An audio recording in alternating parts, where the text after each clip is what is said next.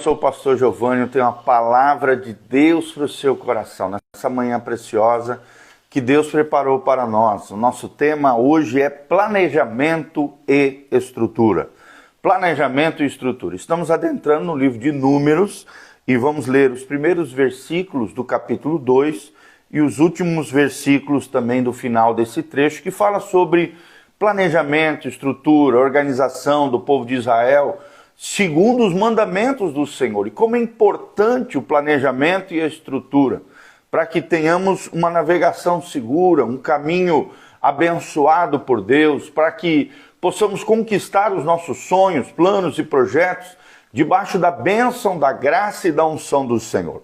Então, leia comigo a palavra de Deus em Números, capítulo 2, a partir do primeiro versículo. Disse o Senhor a Moisés e Arão: os filhos de Israel se acamparão junto ao seu estandarte, segundo as insígnias da casa de seus pais. Ao redor de frente para a tenda da congregação se acamparão.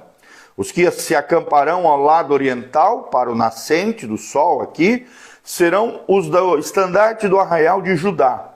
Segundo as suas turmas, Anasson, filho de Aminadab, será príncipe dos filhos de Judá.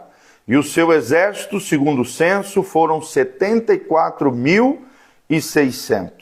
E junto a ele se acampará a tribo de Isacar, a Natanael, filho de Zoar, será príncipe dos filhos de Isacar. E o seu exército, segundo o censo, foram 54.400 soldados. E aí foi todos os filhos de Israel, todas as 12 tribos, com os seus príncipes, com os seus cabeças. E aí nós vamos ler o final desse trecho. São estes os que foram contados dos filhos de Israel, segundo a casa dos seus pais, todos os que foram contados dos arraiais, pelas suas turmas foram 603.550 soldados. Mas os levitas, os filhos de Arão, não foram contados entre os filhos de Israel, como o Senhor ordenara a Moisés. Assim fizeram os filhos de Israel, conforme tudo que o Senhor ordenara a Moisés, se acamparam, segundo os seus estandartes, ou seja, suas bandeirolas, né? E assim marcharam cada qual, segundo as suas famílias, segundo a casa de seus pais. Né? Como é tremendo ver esses ensinamentos bíblicos. Um deles é o que nós estamos mencionando hoje, planejamento e estrutura. É o que nós vemos aqui. Como um bom líder, Moisés arranjou de forma metódica o acampamento através das tribos de Israel, mesmo em meio ao deserto. Pode sim haver planejamento e Moisés é um exemplo disso. Ele colocou o tabernáculo no centro do arraial de Israel, o lugar da presença de Deus, o lugar onde ele buscava a intimidade com Deus e o direcionamento do Senhor, e posicionou os sacerdotes ao redor do tabernáculo que Deus havia levantado através da sua vida.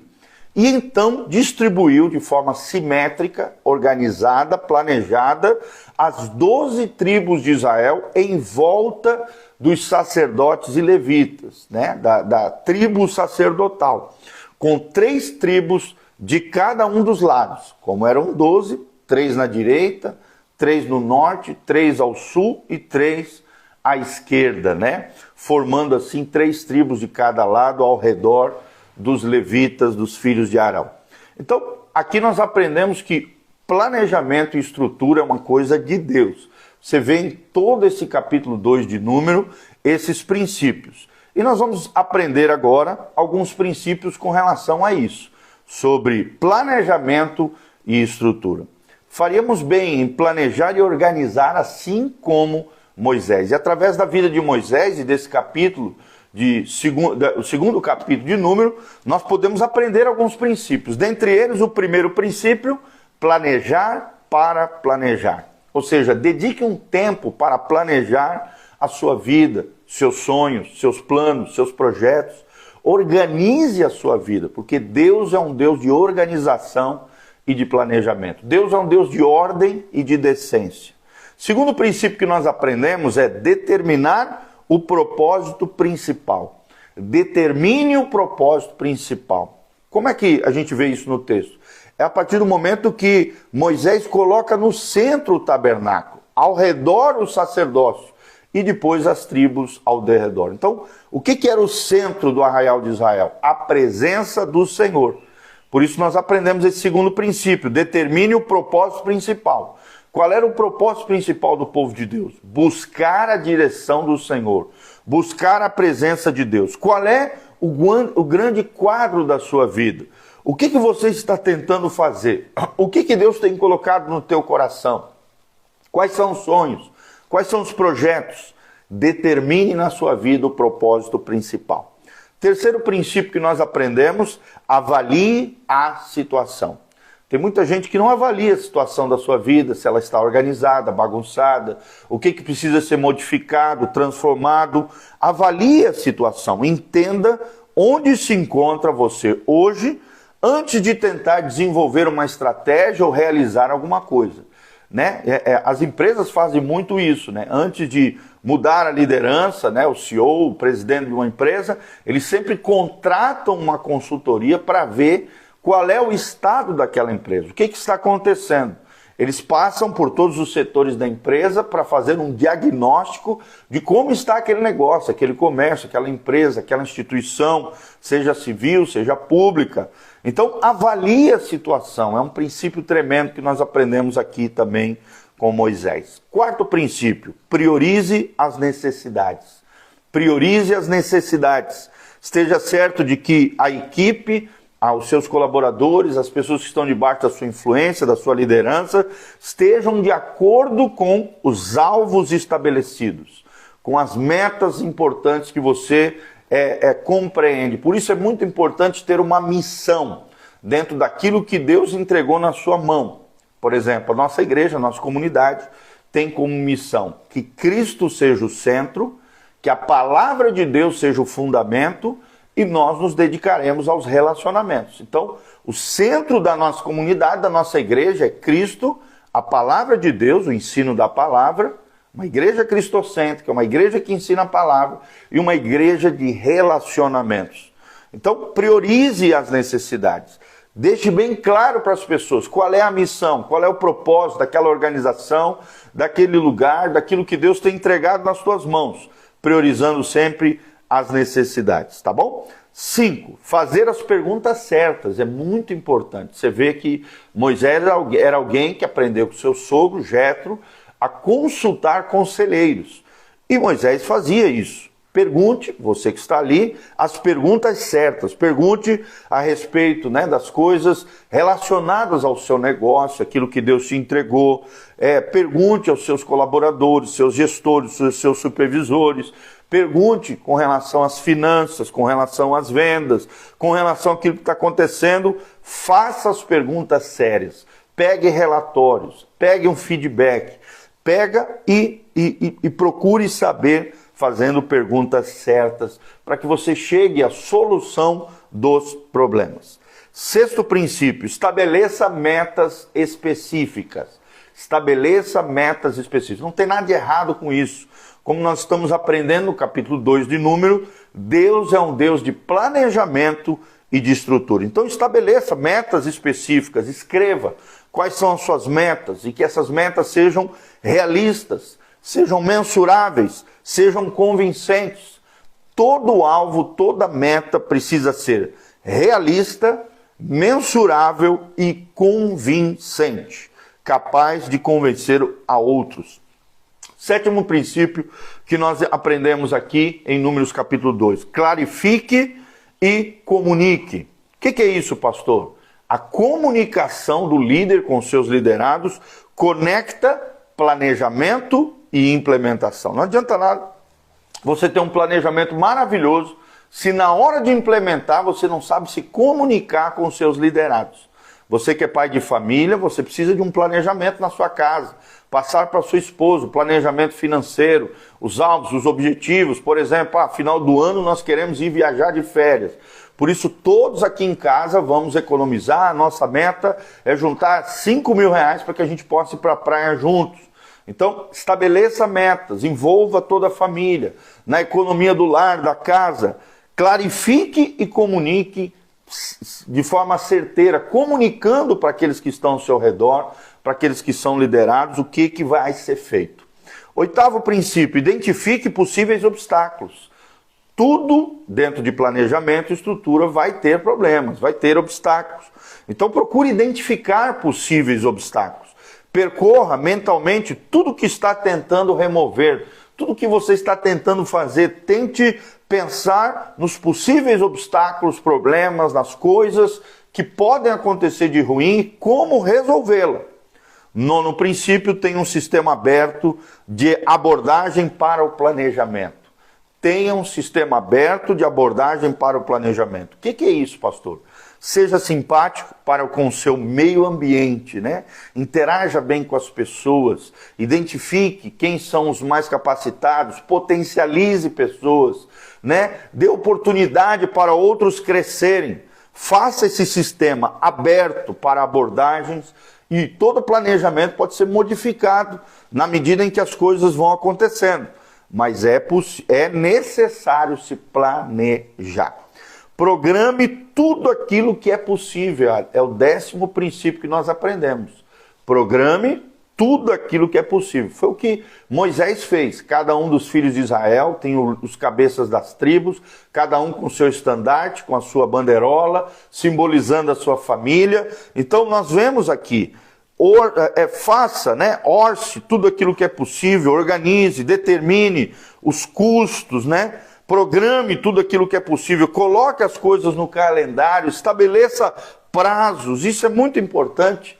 E monitore e corrija. Era uma coisa que nós vemos muito em Moisés. Moisés dava os comandos, mas ele monitorava e corrigia quando tinha qualquer coisa de errado. O progresso é semelhante à viagem de canoa. Ajuste constantemente o seu percurso. Às vezes é necessário ajustar o leme para que a direção da canoa vá para o lugar certeiro, tá? Então, orce tudo o que é possível, determine custos, datas, limites dos seus projetos, programe tudo o que é possível, coloque as coisas no calendário, estabeleça prazos, monitore e corrija e estude os resultados. É muito importante, para você ter resultado na vida, você precisa desses princípios de planejamento e estrutura que nós estamos ensinando para vocês. Pastor, mas como é que eu posso estudar os resultados? Avalie. A avaliação evita estagnação e exagero. Então, tudo que nós produzimos, fazemos, deve dar fruto, deve dar um resultado. E é necessário, no final desse resultado, sempre fazemos uma avaliação com a equipe de trabalho. Por exemplo, vamos fazer um congresso na igreja. Então, nosso alvo é levar 200 pessoas. Então, nós vamos trabalhar em cima dessa meta, vamos organizar, vamos planejar e tal. No final do evento, vendo o resultado, quantas pessoas foram impactadas, o que pode ser melhorado, né, na organização, naquilo que fizemos, como a nossa equipe pode ser trabalhada, treinada, preparada para melhorar no próximo congresso que a gente vai fazer. Então, estude os resultados. Monitore e corrija possíveis situações. Orce, né, dinheiro aqui, orce tudo o que é possível. Programe tudo o que é possível. Tenha um sistema aberto de abordagem para o planejamento. Identifique possíveis obstáculos. Clarifique e comunique bem para a sua equipe. Estabeleça metas específicas. Faça perguntas certas. Priorize as necessidades dos seus colaboradores e da sua empresa, do seu negócio, daquilo que Deus tem colocado nas suas mãos. Avalie cada situação, determine qual é o propósito principal e planeje para planejar. É isso que nós aprendemos através de Números, capítulo 2, quando tratamos de planejamento e estrutura. Que Deus te entregue grandes sonhos, grandes planos, grandes projetos, grandes organizações, empresas, negócios, comércio, sonhos, projetos, seja o que for que Deus tem entregue nas tuas mãos, que se torne grande, que se torne abençoado, próspero, no nome de Jesus.